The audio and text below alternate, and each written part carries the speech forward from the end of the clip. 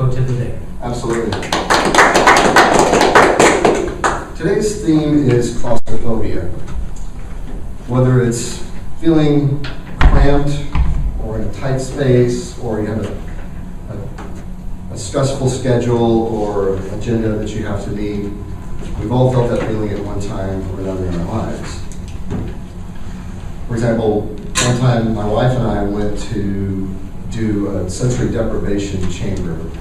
You know, those things where you get inside of a clamshell, basically, and you float in suspended animation in deep darkness and silence.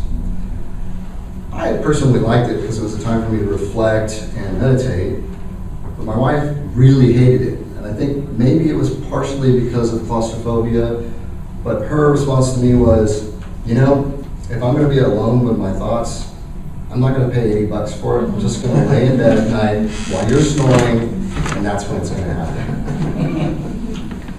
Another example of claustrophobia was at work one day we had a fire drill.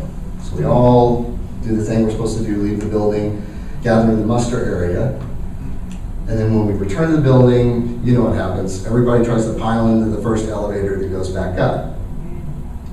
So the minute the doors close, I'm sitting there going, why didn't I just wait for the next car to come? We're all shoulder to shoulder, and the elevator suddenly makes one of those jumping motions. We all kind of look at each other, and my boss, clever as he was, didn't miss a beat. He said, oh, that's just the knot going over the pulley. Kind of broke the tension, so I would like to share a few ways that I have overcome, panic attacks or that feeling of claustrophobia in my own experience. I usually try to just get my mind away from whatever it is that's causing it. And usually if I could just focus on something, like I'll just tell myself, all I need is a glass of water. Just a glass of water, and then everything will be right as rain. I think Socrates was credited with saying one time that the greatest walls for us to overcome are the ones we build in our mind. And I think what he's saying there is, yeah, it's just mind over matter.